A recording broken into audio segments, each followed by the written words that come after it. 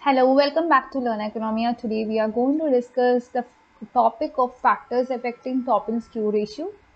We have already done a video on Tobin's Q ratio. So if you have not watched that video, you can go and take the link from the description box. I'll be providing the link of the very same in the description box.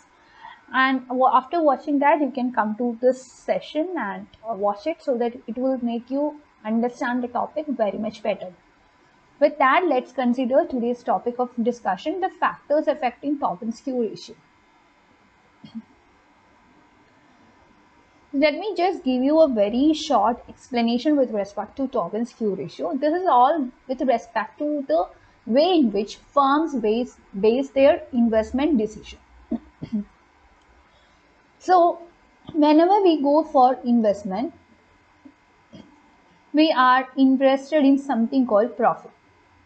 We will be having some expectations regarding our profit, and with this expectation we will go for the business and we will invest and we will make some decision first of all, and based on such decision we will invest.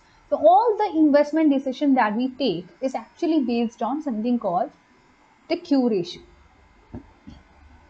What does it mean by Q ratio? The Q ratio, the Tobin's Q ratio, it represents a ratio, and this ratio involves the ratio between the market value of capital and the replacement cost.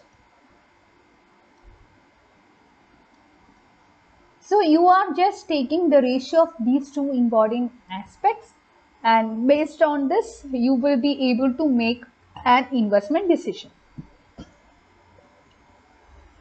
Coming to the factors that would influence the Tobin's Q ratio, it is getting influenced by so many factors. Let's have a discussion on to these one by one.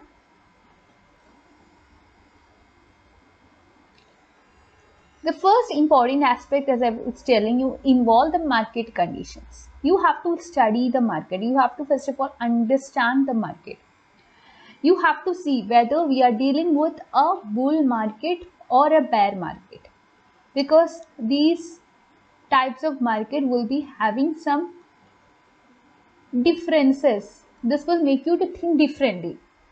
A bull market will make you to think in a particular fashion that would be different from what is there with respect to a bear market.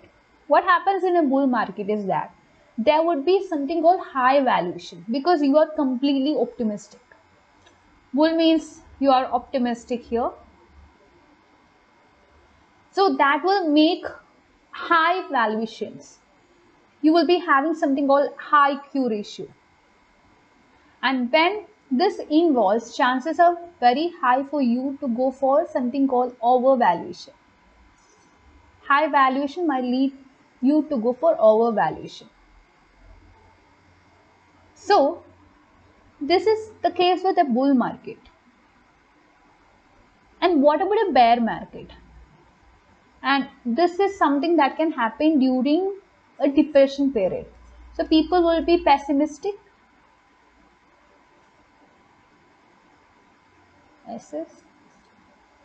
And their marginal efficiency of capital during this time would be very less. They won't be framing some good investment decisions because they are thinking all in a negative manner. So this make people to go for a low Q ratio, and this make the people to go for something called undervaluation.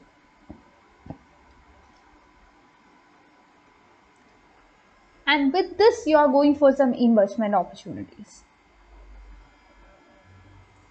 That is all about the market condition.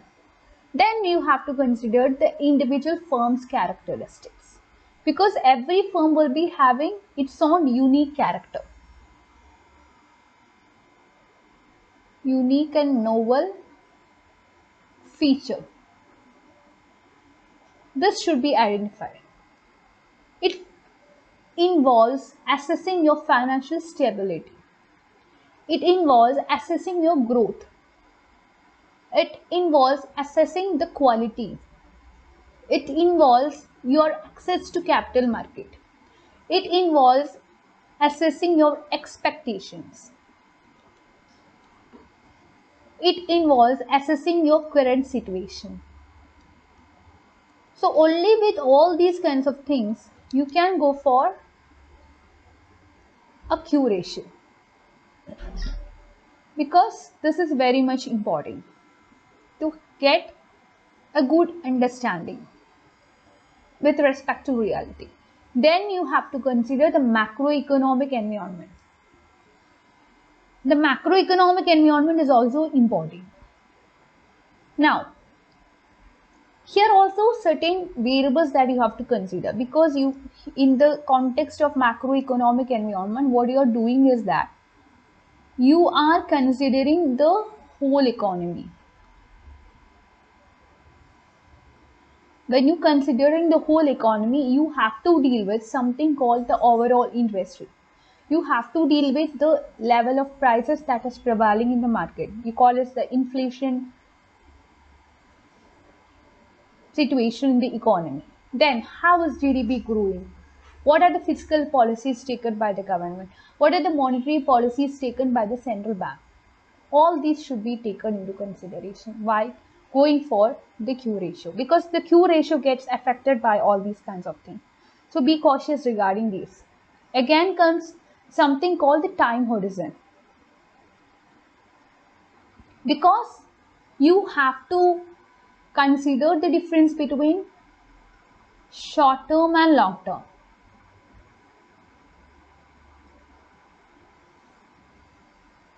In short term, what happens is that the market sentiment and investor behavior would play a role here, because you are just considering it in terms of a short point of view. So be conscious about these all things as well. So that is it regarding the factors influencing Q ratio. I request you to like, share and subscribe to this channel for more videos. I hope you would understand some ideas on the factors influencing Tobin'S Q ratio. You can join our free Telegram community by clicking onto the link given in the description box. Also, you can download the Learn Oikonomia app. For that also, I'll be providing the link in the description box. That's it. Thank you for watching.